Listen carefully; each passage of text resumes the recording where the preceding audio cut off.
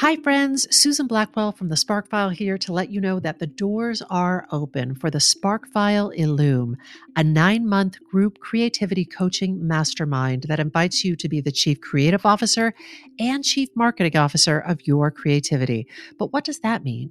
That means in 9 months in Illume, you will clarify and advance your big creative goals and learn how to effectively share your work with the world. Now, if you're listening to this and you're an experienced creative or an accomplished professional who seeks a space where it is safe to attempt something you've never tried before, or complete a big creative project, or take your work to the next level and acquire the skills needed to share your creative work with the world, Illume might be right for you. We are calling in emotionally intelligent, high-functioning creatives who are ready to level up. You can find out more by going to thesparkfile.com/Illume, but do it now to find out if Illume is right for you and to save with early bird discounts. That's thesparkfile.com/Illume. Take a leap, take a risk. Go to thesparkfile.com/Illume and join us for Illume. The Sparkfile podcast may contain profanity and other adult content. Please use your discretion. When I bump into something that inspires me, I dump it in my spark file. Could be something that I want to make or how I want to be. I pump it in my spark file. I jump into my spark file. Let's open up the spark file. Welcome to the Spark File, where we believe that everyone is creative, but smart creative people don't go it alone. I'm Laura Camion. And I'm Susan Blackwell, and we are creativity coaches who help people fear less, create more, and bring their creative visions to life, babies. If you are an OG member of the Sparkfile community, welcome back, Sparkler. If you're joining us for the first time, welcome to you, friend. Know that just by listening to this podcast, you are joining a warm and wonderful clan of creatives. But hold up a second. You may be asking yourself, what exactly is a Spark File? A Spark File is a place where you consistently collect all your inspirations and fascinations. If you're like us and you're making stuff all the time, or you want to be making stuff all the time, you know that if you're not careful, your little campfire of creativity can flicker out. But do not despair. We're collecting kindling in the form of fresh ideas, images, and inspiration that spark creativity and pique curiosity. To light a fire under our collective asses to make things like this podcast. Or a deeper understanding of the ideas that shape our self-value. Ooh. Ooh. Mm-hmm. Ooh. Ooh. Every episode, we're going to reach into our spark files and exchange some sparks. And from time to time, we're going to talk to some folks who spark us too. You know what that means? It means we have more sparks than we can possibly use in this lifetime. Mm-hmm. If something lights you up, we encourage you to take that thing and make something out of it. So without further ado, let's open up The Spark File. Hi, Laura Camion. Hi, Susie B. How you doing? I'm doing good. How are you doing? I'm pretty good. Pretty good. As we record this, I'm sure this will be aired in 2022. As we record this, we're sort of right near the end of 2021. That's where we are right now. There's a lot going on. There's a lot going on. There's a lot of things popping. There's anxiety in the air. Yeah, a lot of people are getting sick, and sometimes their vaccination and booster is making that go a bit easier. And sometimes it seems pretty tough. It seems like it's still pretty tough. So we just want to send some love to all the people who are in the midst of this, either working to stay safe or working to get better. Just sending some love out to the people. 100%.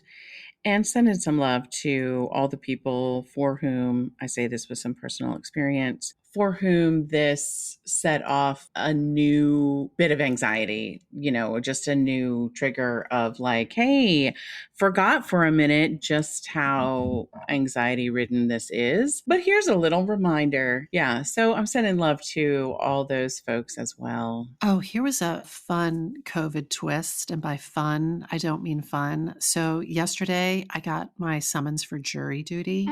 And you know what it doesn't say anywhere on the summons for jury duty? It says you must dress appropriately. It doesn't say anything about like, be sure to bring that mask. And I am just, jury duty always makes me anxious. There's something about being around the legal system. Like I've played a lot of lawyers and judges on TV, but there's something about real lawyers and judges that makes me, and the criminal justice system and the civil, like it just makes me nervous. Having done your background work on your characters, like how they think. You just know how they think, Suze. It just all feels like we are really getting into people's lives and how they're going to be.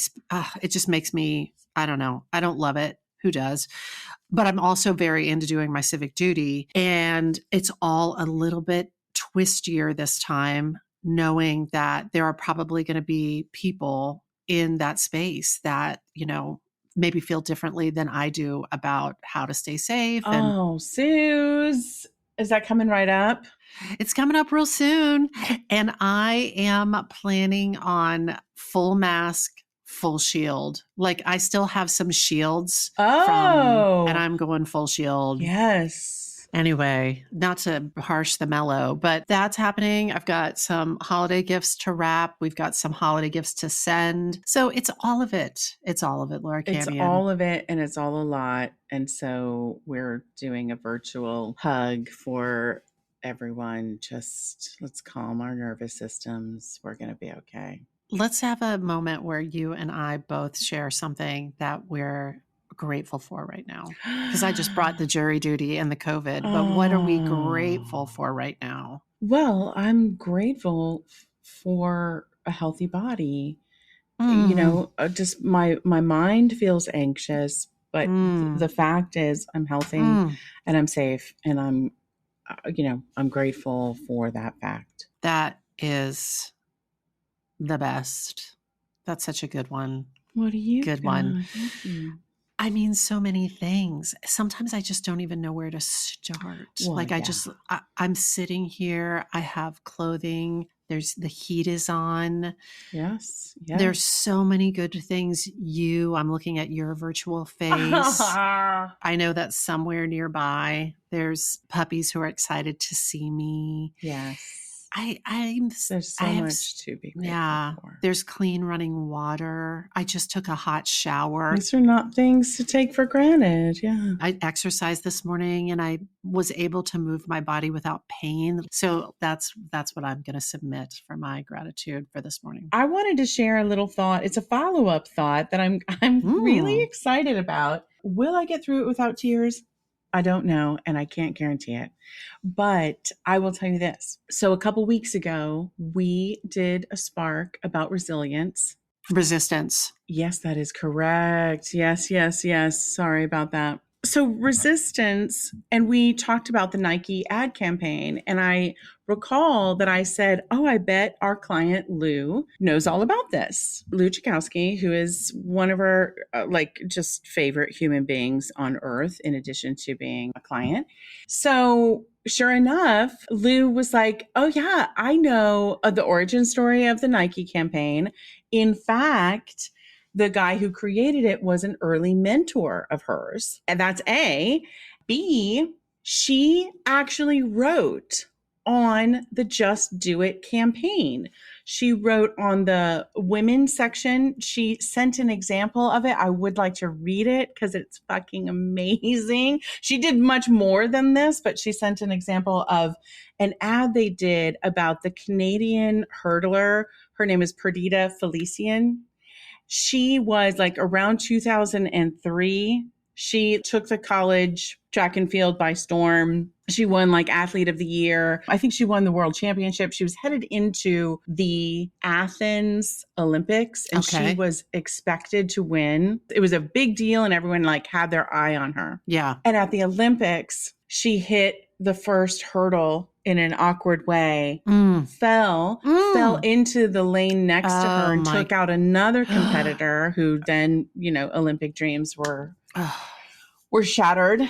And that was that. So that was her Olympic showing. And so there was a lot of conversation about like expectation and failure and perceived failure and how do you get up from that and like all of that. Yeah. And so Lou sent a billboard that she wrote that was about this woman, Perdita. Yeah. Here's the ad copy because I just fucking love this campaign and Lou's so fucking talented. Tchaikovsky, what a writer. What a writer. What a writer. I'm excited. Here we go. All right, so here it is. It is easier to accept failure, to stay down, to stop short, to believe you are exactly who they say you are. It is easier to disappear, fade away, apologize for even trying.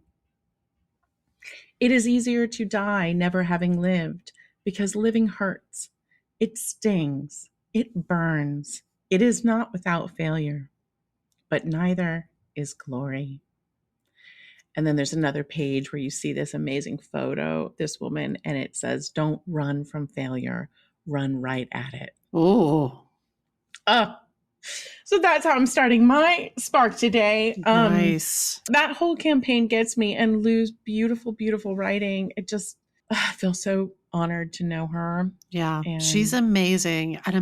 She's had this whole life in advertising and is now turning her attention towards writing her own story and working in longer forms. And she is killing it. Like, she's so good. She's so good. And the joy of, we've talked about this before, but just the joy of applying your talents to your own vision and using her voice to express her voice. Yes. Yeah. Yes. It's thrilling. It is thrilling. So I just thought that was a fun fucking follow-up. I love that follow-up. Yeah. We have regularly scheduled intervals in the Sparkfile Select group, which is a creativity coaching group that Laura and I co-facilitate. We have creativity shares and they're always thrilling. I usually just leave walking on air and you know that qualities come in when Lou shares what she's been writing. It's so exciting. Anyway, we love you, Lou. And we love our whole group. We love that group. We have not even begun to crack into the talent in that group. We're holding some of it back to surprise you with as we go. Oh, so good. But okay, let me spark you. I've got a spark to share. I'm so excited. Okay, I hope you're ready. I am. All right, here's the thing, Suze. You and I were having a conversation recently, one that honestly I could probably only have with maybe 2 or 3 other people in this world, truly. And it was a conversation about money. Mm. And as we mentioned before, I think we both believe that money ought to be a topic that people can feel more free to talk about in the general sense, in theory. But I think it's really, really complicated. And in just a minute, I want to share a little bit about our conversation with everyone. We'll fold them in. But first, I want to talk a little bit about why we can't talk about money. I dug into some stuff here, Suze. According to an article in The Atlantic written by Joe Pinsker, specific money taboos vary according to class, job, and circumstance. But overall, people are more comfortable talking with friends about marital discord, mental health, addiction, race, sex, and politics than they are talking about money. Prefer to talk about all those things before talking about money. He goes on to say many Americans do have trouble talking about money, but not all of them, not in all situations, and not for the same reasons. In this sense, the money taboo is not one taboo, but several, each tailored to different social context. He spoke with a sociologist at the New School named Rachel Sherman about why Americans specifically are reluctant to talk about income and wealth. And she said this: well, what does it mean to talk about money? Does it mean saying amounts of money, like how much you earned last year in numbers? Because I think that is taboo. But I also think we're kind of constantly talking about money. And I thought about that for a while, Susan. I think it is true. Like in all of our conversations about what we buy, where we bought it, what we do for a living, where we went to school, where our kids go to school, where we vacationed, and for how long, all of these subjects are kind of talking about money. We're talking about money without talking about money. We're talking around it.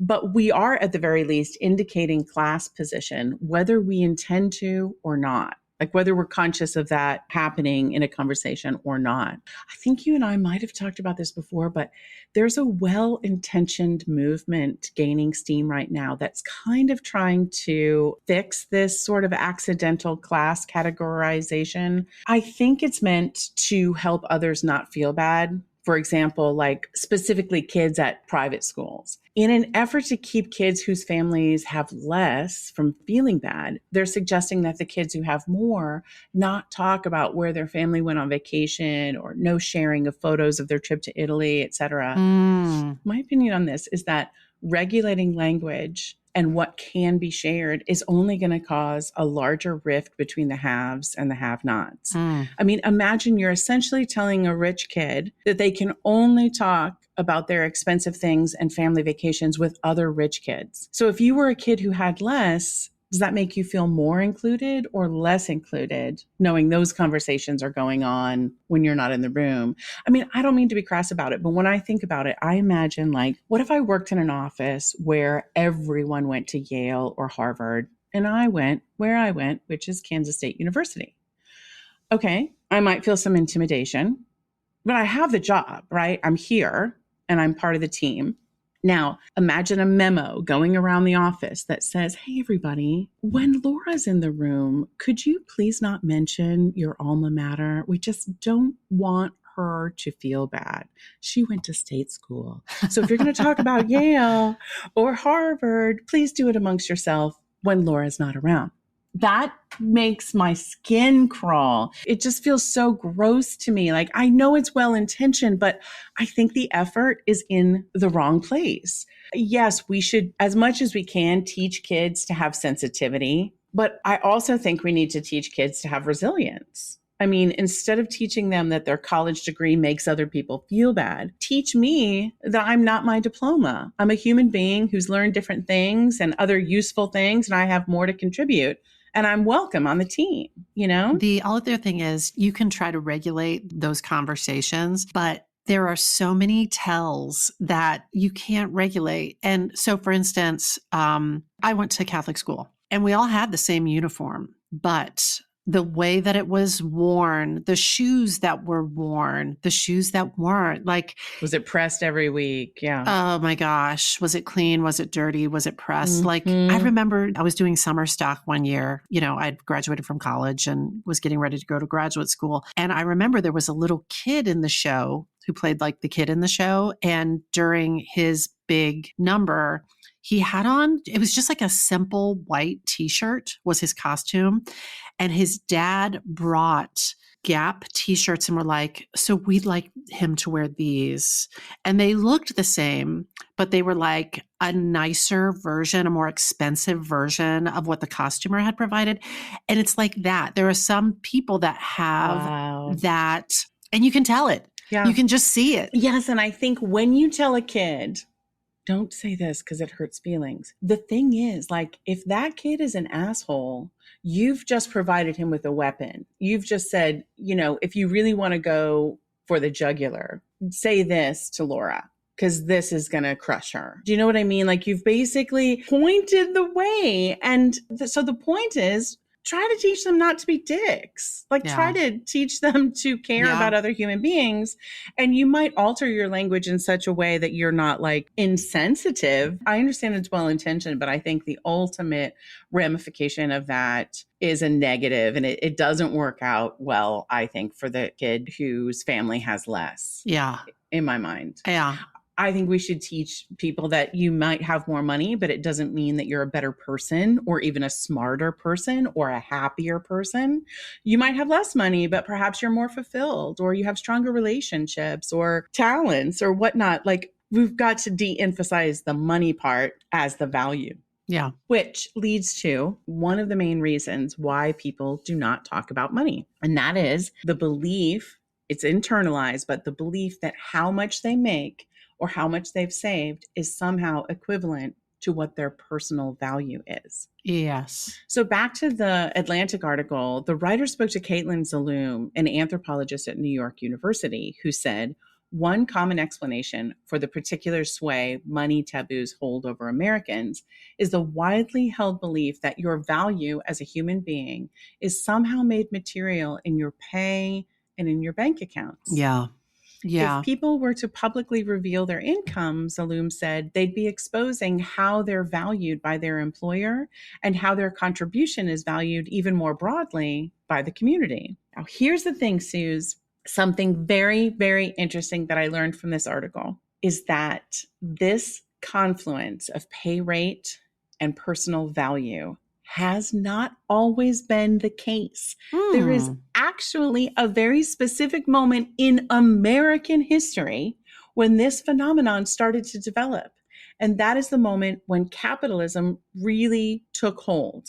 Just because I want to get this right, I want to read you a bit from another article in The Atlantic, this one by Eli Cook, titled, How Money Became the Measure of Everything. And please forgive me, Mr. Cook, because I'm condensing down this fantastic journalism and your incredible writing to try to make it more snack sized. But I do want to read his words. He's done an amazing job. So I do recommend that article. But I don't want to get anything wrong. So I'm going to give you some highlights from Eli Cook. So money and money markets have been around for thousands of years. Yet as central as currency has been to so many civilizations, people in societies as different as ancient Greece, imperial China, medieval Europe, and colonial America did not measure residents' well-being in terms of monetary earnings or economic output. It was not the measurement. In the mid-19th century, that's 1850. Thank you. The United States departed from this historical pattern. It was then that the American business people and policymakers started to measure progress in dollar amounts, tabulating social welfare based on people's capacity to generate income. This fundamental shift in time transformed the way Americans appraised not only investments and businesses, but also their communities, their environment, and even themselves. I.e., this is how we learned to value ourselves and our skills and talents. Here's just some highlights of how that came to be. In 1791, then Secretary of Treasury Alexander Hamilton,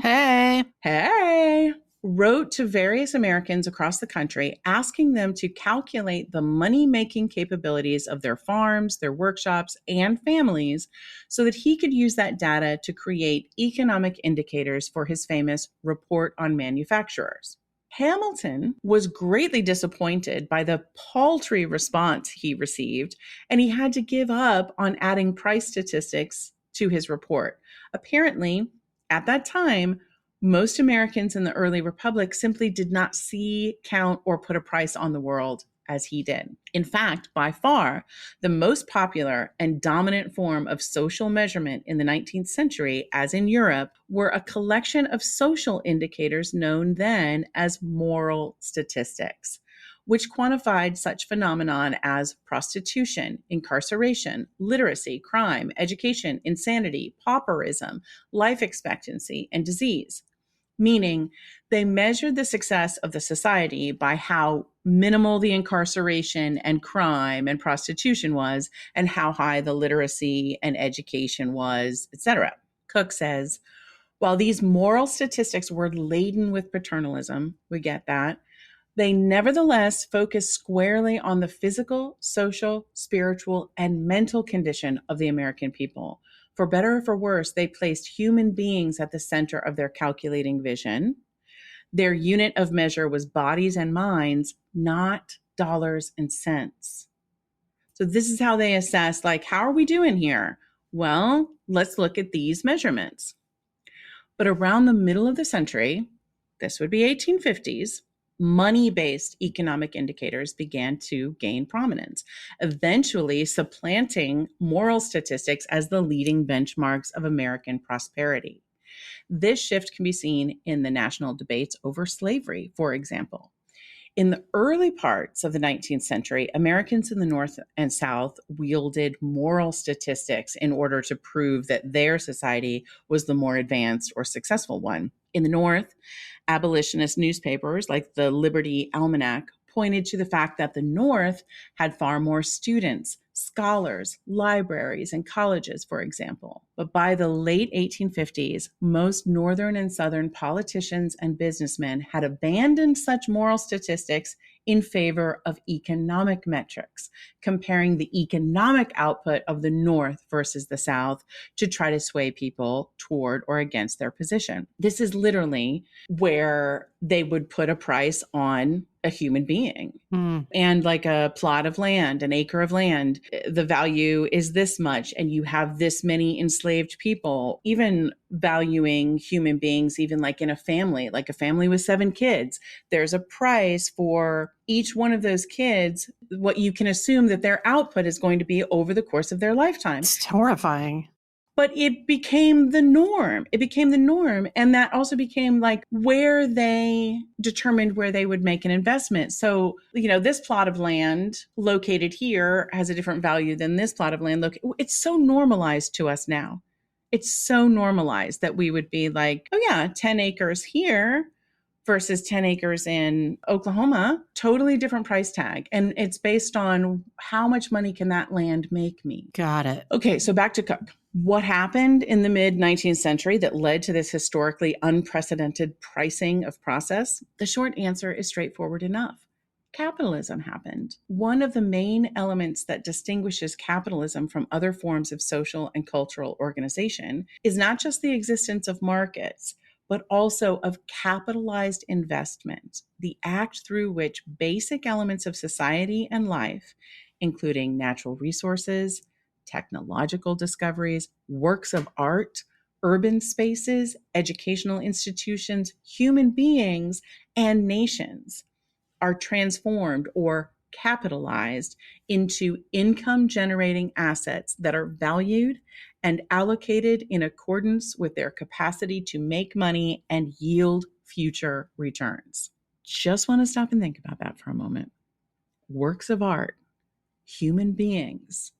Some of this is the origin of why we don't let ourselves just paint because it's fun, or just read because we enjoy it. It's why the question gets asked by every well-intentioned parent or aunt or uncle, can you make money doing that? Or, yeah, how much do you expect to make doing that? Prior to that, Suze, your enlightenment as a human being was valued by like, oh, they know so much. They read all the time. He also paints and they love to cook, and all of these skills that they just were not based on, yeah, she does like to cook, but she doesn't sell any of her stuff. Like she doesn't make any money doing it. I can't even tell you how often that has run through my brain about something or someone. And I'm like, I didn't put that in there. I personally feel very celebratory towards all of those things. But we have so internalized that way of thinking of like, sure, you like to make collages, but are you selling those collages or are you just making them yourself? Yeah. Okay. So prior to this moment in time, your enlightenment as a human being was valued. I do want to say for the record, I'm not anti-capitalist. I really am not. I just think it's important to understand where our sentiments come from and know that they have not always existed. Truly, in this case, this way of thinking is only 150 years old. That's like a blink of an eye in the whole scheme of life. But we happen to be living in a very particular moment in time with a particular mindset.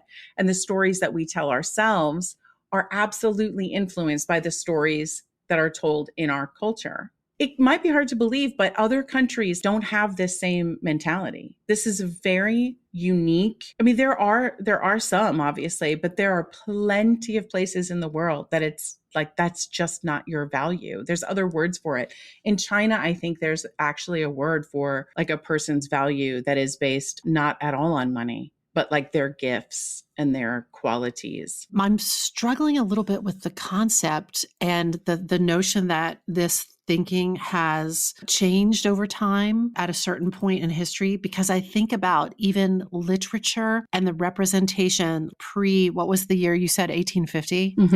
How there is still this sort of classicist, the rich and the poor. And so I'm sort of like trying to understand the basic concept of it. So I'm not saying that like a few hundred years ago, like classicism didn't exist, and certainly in certain places rather than others.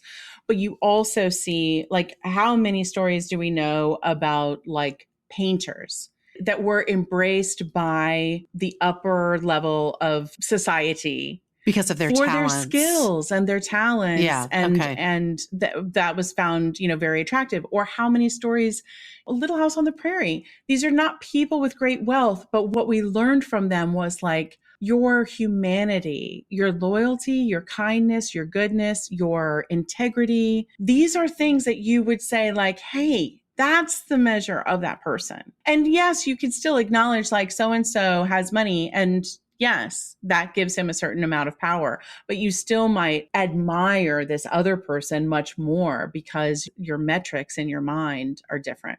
But we've internalized that our value comes from it. Yeah. So I'll wrap up the history lesson real quick, but just to share a couple more bits from Cook. So by the time we hit the progressive era, the logic of money could be found everywhere. An array of progressive reformers just priced the annual quote unquote social cost of everything from intemperance costs us $2 billion. The common cold costs $21 a month per employee.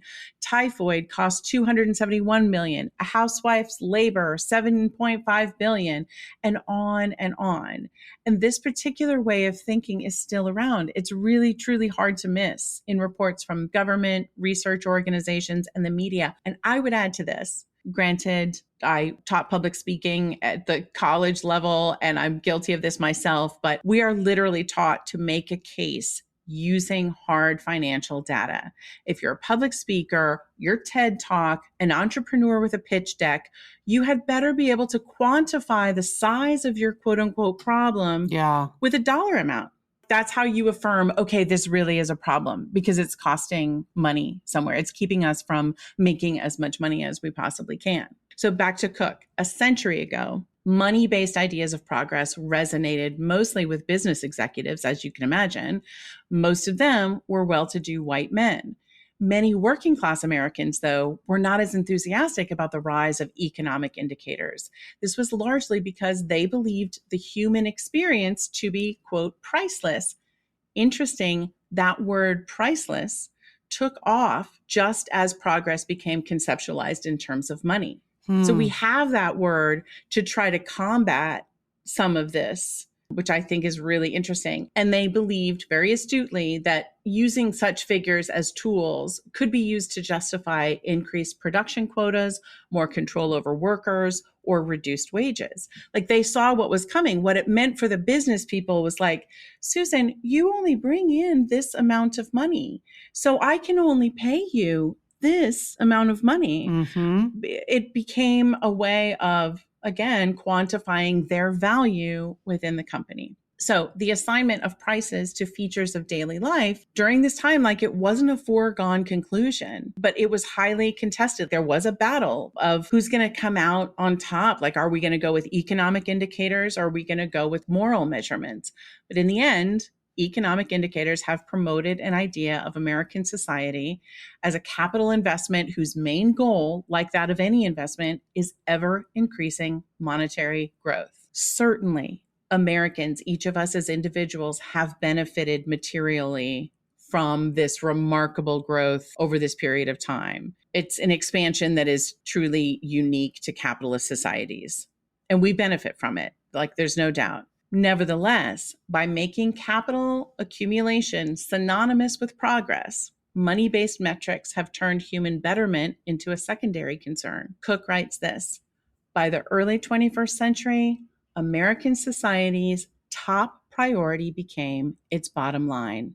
Net worth became synonymous with self-worth, and a billionaire businessman who repeatedly pointed to his own wealth as proof of his fitness for office was elected president. And I have to say, that's where Eli Cook really got me, because I was like, oh my God, I saw it happen even in my own family, where people had always voted on moral issues. And then here's this guy who's like, convinced everyone, but I can make money. That makes me qualified for this position to lead. And I actually had a family member, because I was like, really? Like, this guy? I'm just surprised because of the way you voted in the past and the things you have said that you valued. I love that George and Laura Bush never divorced. I love that they go to church. I love that, like, these are the things that were said. And I'm like, so here's this guy, multiple divorces, and, we know all the things. But I'm like, so this guy? And the answer from many people was like, but look, I mean, he makes so much money. He must know something. And he has some inherent value based on that. One of my family members actually said, like, well, since when have we ever voted for president based on how good of a person they are? And I'm like, well, for the first 200 years. We actually didn't apply this money standard to our highest office until now. But you can draw a direct line. And that article by Eli Cook draws a direct line of how we got there from 1850 to where we are now. So when we look around and we wonder, like, what happened to valuing education? What happened to valuing a human being for their honesty, their loyalty, their morality, their kindness? It's all intertwined. We literally got to the place where someone could point to their ability to make money and say, that alone qualifies me to be the leader of this nation. And that's also, I think, a deception, but go ahead. Oh, 100%. And that's why I think so many of us, I'll say, but so many people are like losing their minds, because they're like, but we want to also teach our children, like, we want that office to be aspirational. We want to teach our kids not to lie and to treat others with the care that you want to be treated, and, all of the things. Right. Yeah. What I meant was, I don't know that person really was quite as successful at making money. Oh yeah, as yeah, they yeah. portrayed themselves to be. So it's all of it's built on an illusion. I find it to be fascinating. So that is how we started to understand our value as a human being as equal to our value in producing income. And that's one of the reasons why we can't talk about money. If you don't make enough money, you have shame that your perceived value is low. If you didn't make your own money, you inherited your money from your parents, you might also have shame that you didn't, quote unquote, earn it yourself. If you've made lots of money, you may still have shame that we live in an inequitable society and feel shame that it isn't okay that you have so much of it. There's so many large and small ways the topic can elicit shame or negative feelings in some way. And I think of like family dynamics where children who make the most money are praised and given status within a family, rather than, for example, the child who pursued a career that they love and they feel fulfilled doing and they're super happy, or a person whose friend group does not make as much money as they do and therefore they can't partake in the same type of vacation or fancy meals. Right. It may be a negotiation and a dance every time they want to spend time together, because what they're navigating without saying it all the time is money. Yeah. It's a loaded and complicated topic, especially for those who are highly sensitive people, empathetic, and socially just. And so I think it makes total sense that it is difficult to talk about. In a different article in The Atlantic by Neil Gabler, this whole spark is really just an advertisement for The Atlantic. You're gonna, as you'll see by the end of it. Gabler wrote about the secret shame of the middle class. Every year since 2013, the Federal Reserve Board has conducted a survey to monitor the financial and economic status of American consumers. And recently, they asked a question, and the answer was astonishing. You may have read this. This kind of came out, I think, during the pandemic. The Fed asked respondents how they would pay for a $400 emergency if it happened. And the answer, 47% of respondents said that they would either cover the expense by borrowing or selling something, or that they would not be able to come up with the 400 at all.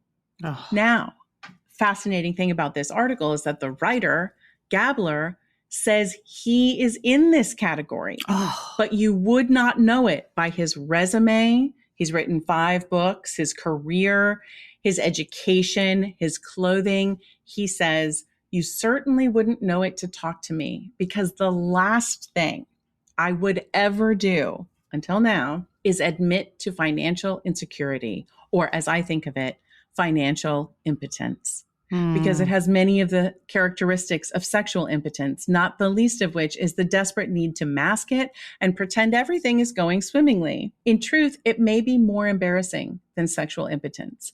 You are more likely to hear from your buddy that he is on Viagra than that he has credit card problems, said Brad Kluntz, a financial psychologist who teaches at Creighton University in Omaha, Nebraska, and ministers to individuals with financial issues. Much more likely. America is a country, as Donald Trump has reminded us, of winners and losers, alphas and weaklings. To struggle financially is a source of shame, a daily humiliation, even a form of social suicide. Silence is the only protection. That was from Gabler. That's pretty intense shame. Back to that original article by Pinsker in The Atlantic. In some ways, the working class communities where the majority of people do not have much money are much more able to talk about it, interestingly. He interviewed a woman named Jennifer Silva, a sociologist at Indiana University who's researched the coal-producing region of Pennsylvania, who told him that the working class families she interviewed didn't hesitate to disclose specifics about their income, rent, or expenditures. People would say, I'm an open book, and be straightforward, open, not ashamed. They freely discussed the challenges or even impossibilities of supporting a family on minimum wage work, and how they make their budget stretch, such as buying ground meat in bulk and freezing portions of it to make it last, etc. All of that really also made sense to me. Like, I think there can often be more of a sense of community, more of the we're all in the same boat, even some pride in the creative ways that they've found to make a paycheck last. It's heartbreaking, but in a way, like, they are telling it like it is. I come from a family where talking about how inexpensively you bought something, it was a crowning achievement. When somebody like compliments me on what I'm wearing, it's really hard for me to just say thank you and not say sale rack, vintage. Like, yeah, you might hear someone exclaim in our family, like, it was on the clearance rack at Richmond Gordman. And it's like a point of pride, total pride, as you know, as it should be. I have that. Now, contrast that with living in New York City in the 90s and the 2000s. Like, I just kept my mouth shut about money because it seemed like, well, one, everyone had more than I did, and we don't brag about bargains. But I had also this awareness that the people back home had judgment about how people in New York, and eventually that included me, spent their money. Yeah. Like, why would you ever pay that much to live in that place? Even when I tried to splurge on gifts for them or take them all out to dinner because I was excited that I was able to do it and I thought it would be fun, oftentimes, like, it didn't turn out to be fun at all because there would be so much judgment. Like, we couldn't let go of how much that burger cost, or like, why are we even at this expensive restaurant? Or why would you pay for all the kids to go to a trampoline park when you don't need to? And really, I just wanted to create fun family experiences and family memories. But a lot of times we just collectively could not get past the money. So then I came across another article where, you say, in The Atlantic. The Atlantic. This one was called What You Are Really Worried About When You Are Worried About Money. Oh my God. Give it to me, baby. Okay. I just want to say this. We're fine. Laura's fine. I'm fine. Yes. And I can still find super inventive ways to worry about money. This is why this will be a good and helpful section for you, I think. Good. All right. So I got to thinking about really what is behind the money stress that I have. So going back to that conversation that you and I were having that set me off on this spark, just to let everyone in, just a little glimpse into this conversation. We were talking about future planning and discussing what we've been able to save for retirement and what amount we imagine it would take for us to feel like we can relax. which is a really funny thing. Like there's some magical number that we're going to allow us to relax. This is not an advisable way to go, folks, but it is what we were talking about. So first of all, let me just give a disclaimer. If you listen to this podcast, you're likely aware we're two 50-something-year-old women who grew up in the Midwest in, I hope it's okay to say, but lower middle income families. Sure. I thought I was middle class growing up, but I later learned that everything we had was on credit card. Like we were barely hanging on and also trying to keep up at the same time. I had no idea, Obviously, the fact that my parents were able to get a credit card in the first place is something, and I know that's privileged. But nonetheless, it was all debt. You and I both were able to go to college thanks to the ability to take on what? Student loan debt. And since then, we have worked hard. We've worked in corporate jobs or a super unique theater job that offered a 401k. This is all to say, although we do not come from families, quote unquote, with money, there are without a doubt aspects of our lives that have been privileged and also aspects of our lives that involved a lot of hustle. Yeah. And so I think we both feel incredibly grateful to have any money in retirement funds, frankly. But at the same time, we're aware the amount we have in retirement is nowhere near the kickback and relax amount. So we were discussing this, and I won't go into detail, but we're pondering like, what is that number anyway? There is a number that financial planners can tell you, of course, that can estimate what you need in order to maintain your quality of life in retirement, all of which is contingent on how long you actually live, et cetera, et cetera, et cetera. So still a bit of a guess. We were pondering that number and speculating how that number changes when you factor in a partner, for example, your combined retirement with Nathan's or my funds along with Wes's. And here's where I felt the spark of realization. My money fears are so tied up in an old emotional story. I was 16 when my parents divorced. My mom had just been diagnosed with breast cancer, and they split up and divorced literally while she was going through treatment for breast cancer. Oh my God, the worst. The worst. And in a year, my dad was remarried. Now, I'm not going to unpack all of this, what was true for each of them and for all of us kids. I'll only say the culmination of those circumstances added up to a clear message to my brain. It was no one person's fault. It was the entirety of the circumstances and the time at which it happened in my life. Like my brain was still forming its ideas of relationships and trust, etc. And the message that was ingrained in my brain was, you cannot count on other people. Even if you are married, things happen, people leave you, people die. You can only count on yourself. Mm-hmm.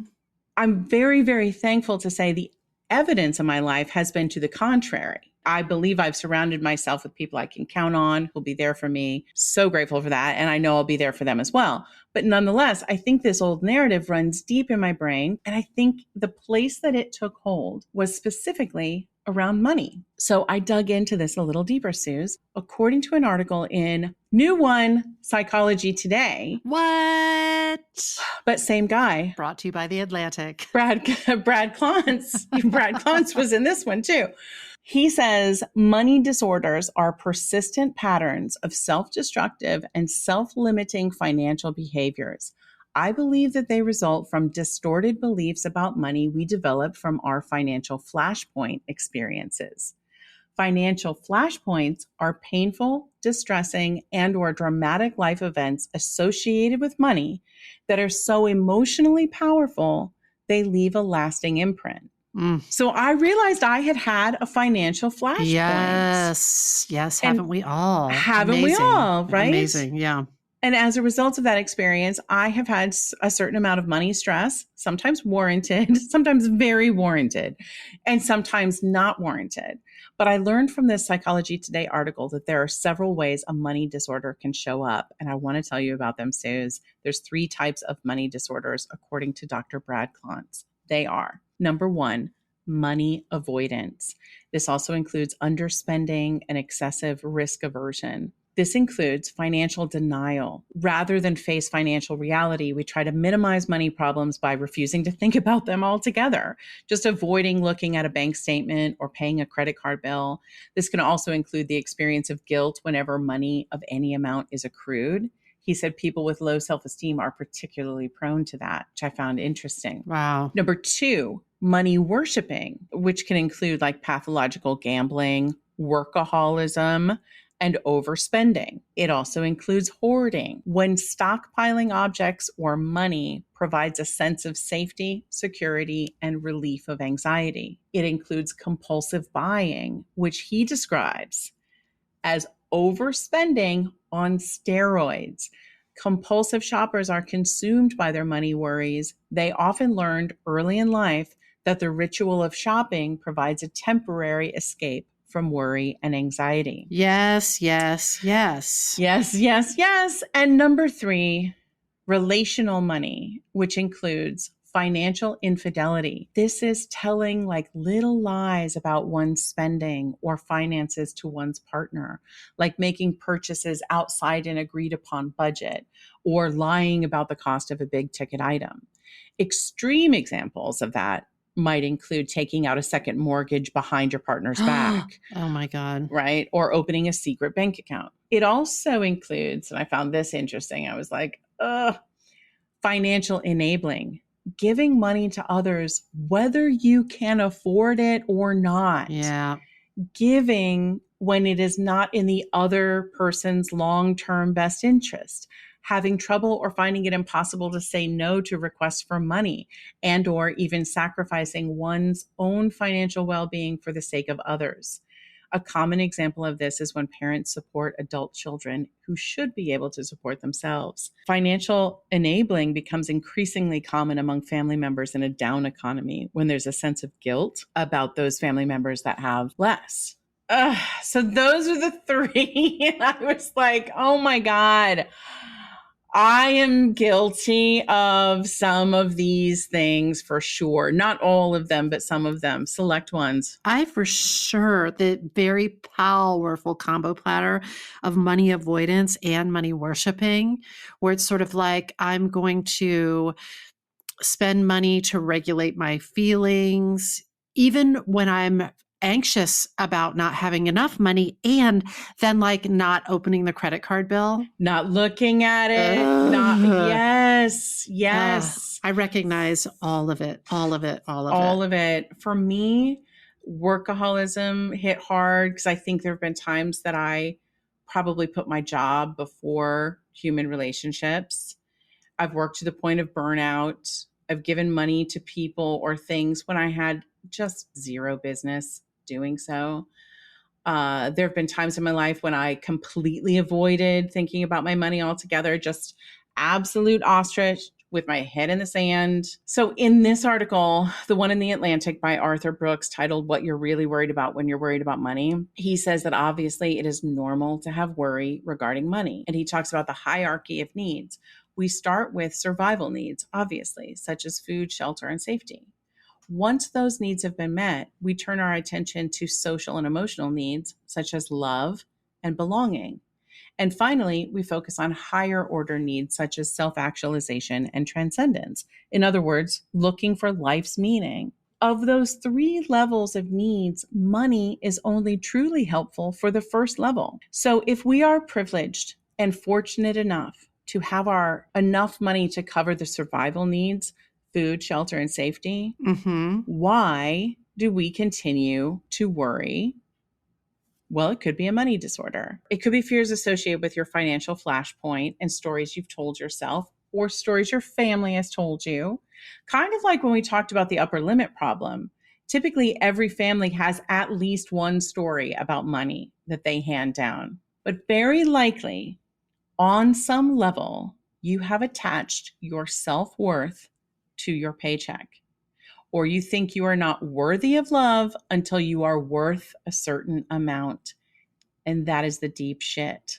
And if we don't address where we are placing our value, we might actually keep ourselves from achieving the next set of needs, which is love and belonging and the meaning of life. In order to become enlightened human beings, we have to value the light, not just the dollar value of the light. So what do we make of all of this, Suze? I have some thoughts. First of all, I think we educate ourselves in regard to where and how our ideas about money and self-worth came to be.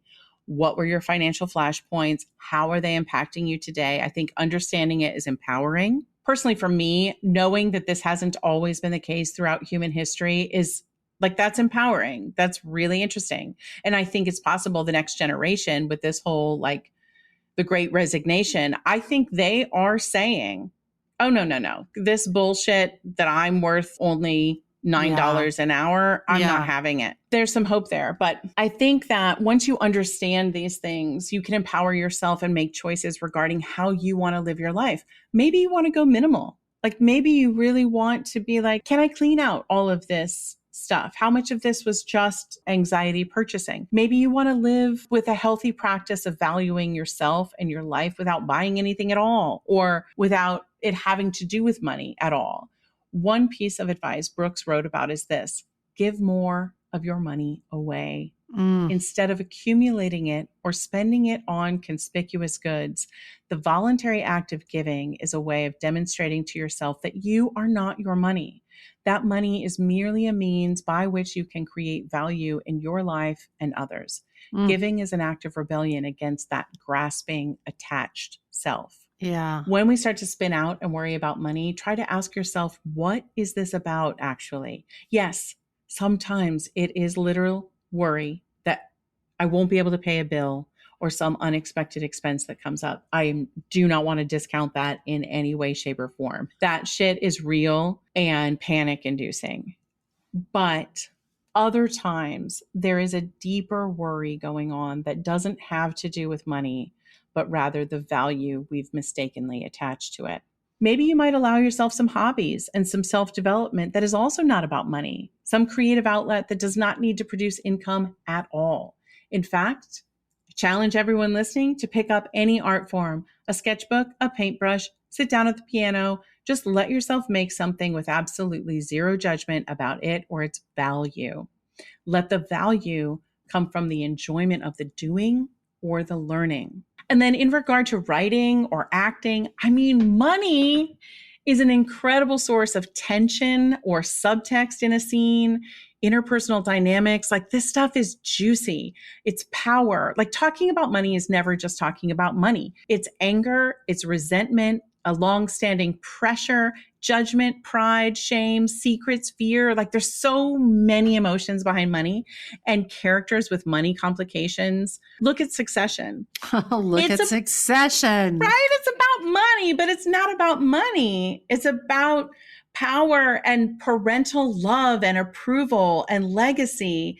And it's really, really juicy. And adding that dynamic to any script could liven it up. And I think asking yourself a question in regard to your character's backstory: how much money does this person make? How much money do they make in relation to the other characters in this scene? And how does that make them feel? I think there's so much there. So what does being comfortable with talking about money really look like? Going around saying, I'm so happy, I have savings in the bank, I feel great.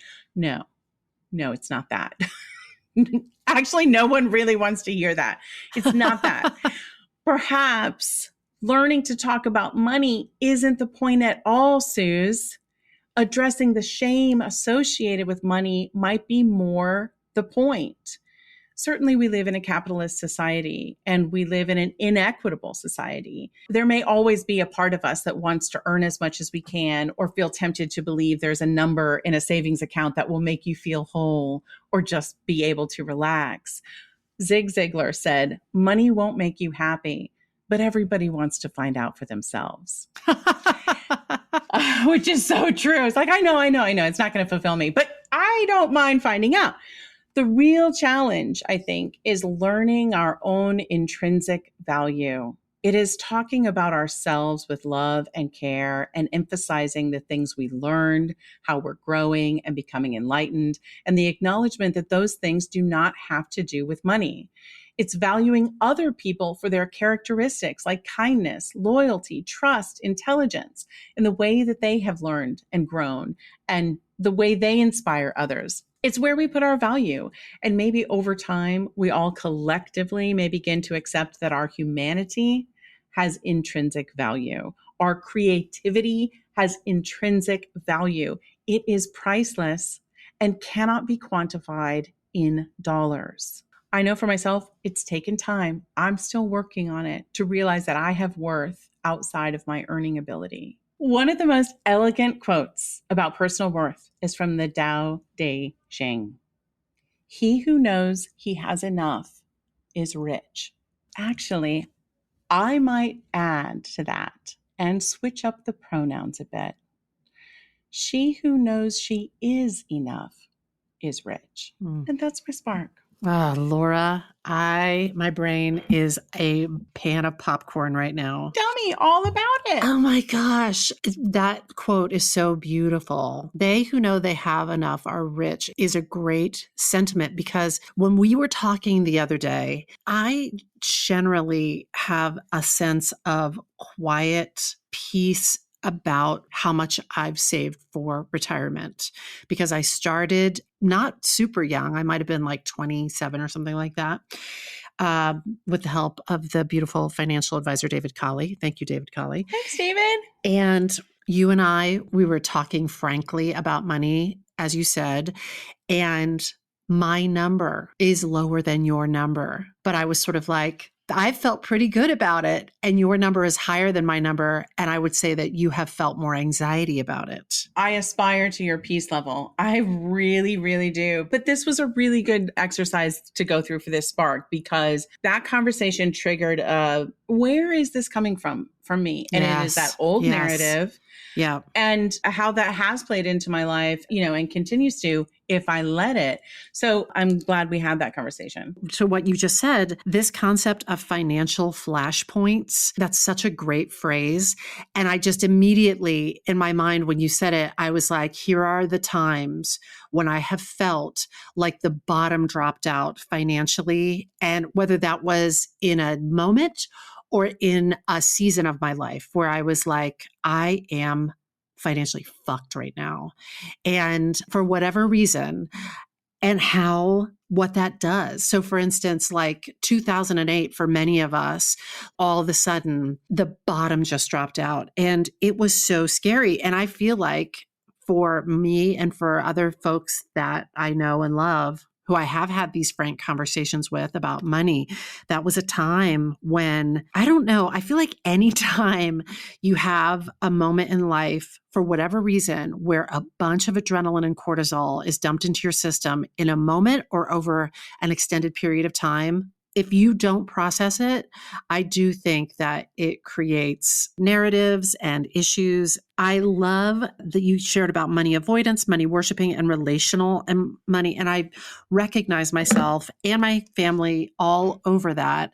And I also just want to share quickly along those lines, there is a fantastic book, and it might even be out of print, but you can still get it on the internet. It's called The Money Mirror by Annette Lieberman and Vicki Linder.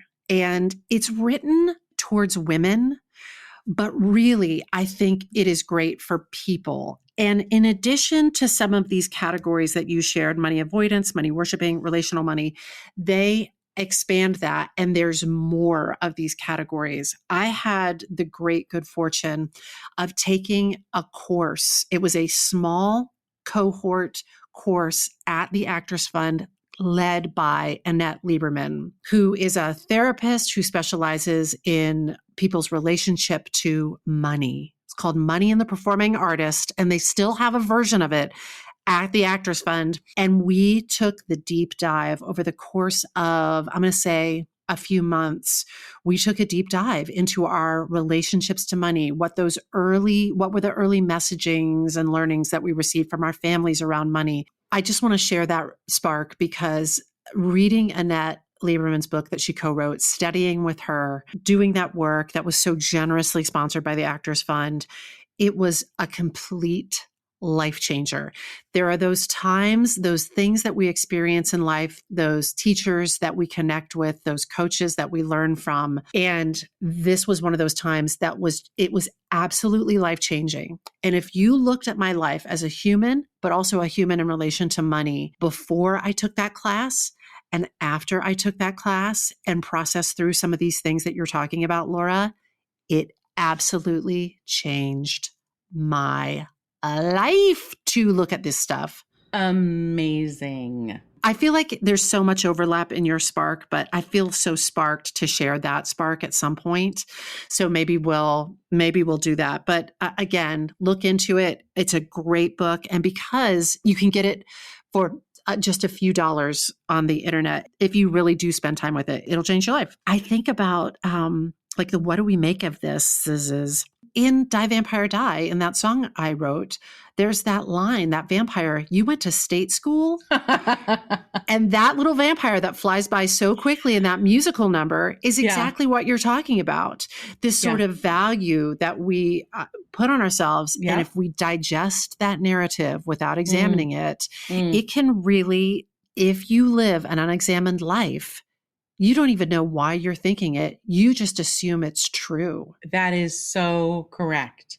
If you don't trace back, where did that come from? I didn't put that thought into my brain. It has been internalized. It's like an outside voice from somewhere. And you can catch any of those thoughts as they're going by and say, where did that Where did it come from? This isn't me. This isn't how I think about things. That whole thing that you shared around, does it make money? But does it make money? And we've talked about this before. You and I have talked about this before, I believe, on this podcast, where I will be like, I think I'm going to paint today. I think I'm going to, and I'll be like, yeah, but does it make money? Right. Even in my downtime. Which is really interesting because no one, when you're watching television, does me watching television make money? No, it does not. Social media, does it make money? Yes, for someone, but not for me. When you are dedicated to a sports team and you are like, I'm going to be at every game, that's hours and hours of your time. Are you making money as a dedicated fan of the Giants? No, it's enriching, but you choose to do those things because they enrich your life in some way. And if we can, celebrate that in watching sports, we can celebrate that in painting a painting that no one's going to see. One of my, what do we make of it, is again, reminding myself, it is not only okay, it's a positive thing to spend time not associated with earning. It is a fine thing to make things that you're not going to sell, that you're just going to enjoy the process and then maybe enjoy the meal you make or the painting that you painted, the question that you posed when these things come up. What is this actually about? Like peeling back the onion layers. What is this actually about? We recently did an episode of a podcast called Covering Ground with one of our clients, Amanda Wheels, great teacher, great podcast. And she asked us very directly questions about money because we are expensivebutworthit.com. Yes. And even that, she was like, we can cut this if you don't want this included in the podcast. And I was like, keep it all in, because another piece of this is valuing ourselves, valuing our life's work. And so that's a piece of it too, like that self-esteem around money. That is about recognizing that the work that we're doing is a culmination of 25 years worth of work on both of our sides.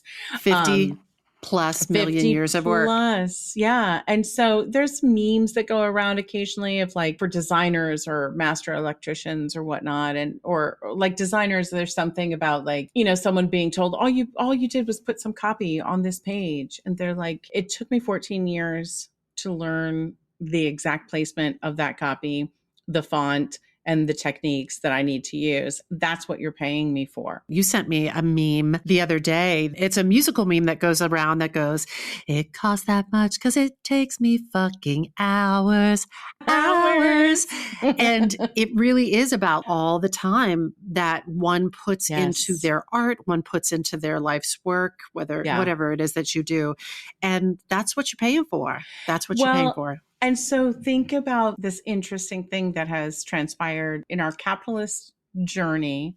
Again, I'm not anti-capitalist, but I just think we should all learn, like there's some levers maybe that need to be controlled that can keep it beneficial for all Americans, but not be about every single dollar that can be made. Can there be a trade-off of like, I will make a little less profit for other people to have a quality of life kind of thing? But when I think about what you just said, like we don't value the mastery of a skill or a trade. If I can buy a piece of plastic that does the function of this handmade pot, I can buy that piece of plastic through Amazon and I spent $6.99.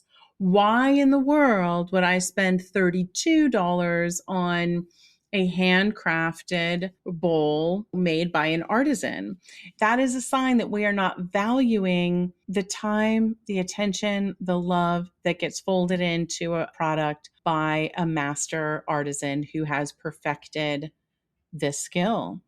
And flip side of that, you can be at a season of your life where it's like $6.99. That's the right answer for me. 100%. I think the key is, can we not have the judgment about why that artist charges what they charge? Because the thing that they make has a value, the hours of time and expertise that went into it, and it's okay to value that. It isn't just like, how cheaply can I get it? Because guess what, everybody? When you think like that, employers think like that too. How cheaply can I get Susan to do this job? Yeah. Yep. That's right.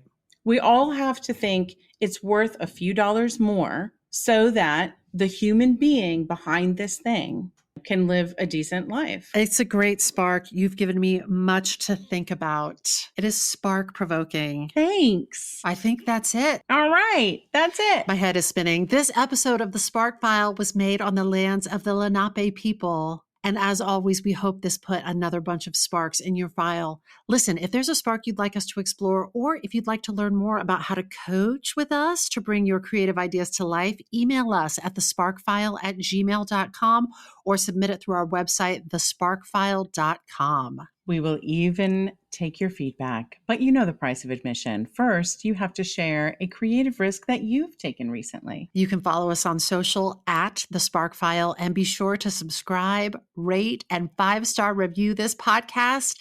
It is a fun, free way to help other listeners find us. Also, if you like this podcast, we hope that you'll share it with people that you love. And if you didn't like it, in honor of your disliking it, please go donate $10 to your favorite not-for-profit podcast. Yes, if something lights you up and gets your creative sparks flying, we are writing you a forever permission slip to make that thing that's been knocking at your door. It's your turn to take that spark and fan it into a flame. You know, you got to take it and make it. Bye. Bye. When I bump into something that inspires me, I dump it in my spark file. Could be something that I want to make or how I want to be. I pump it in my spark file. I jump into my spark file. Let's open up the spark file. Hi, friends. Susan Blackwell from the Spark File here to let you know that the doors are open for the Spark File Illume, a 9-month group creativity coaching mastermind that invites you to be the Chief Creative Officer and Chief Marketing Officer of your creativity. But what does that mean? That means in 9 months in Illume, you will clarify and advance your big creative goals and learn how to effectively share your work with the world. Now, if you're listening to this and you're an experienced creative or an accomplished professional who seeks a space where it is safe to attempt something you've never tried before, or complete a big creative project, or take your work to the next level and acquire the skills needed to share your creative work with the world, Illume might be right for you. We are calling in emotionally intelligent, high-functioning creatives who are ready to level up. You can find out more by going to thesparkfile.com/Illume, but do it now to find out if Illume is right for you and to save with early bird discounts. That's thesparkfile.com/Illume. Take a leap, take a risk. Go to thesparkfile.com/Illume and join us for Illume.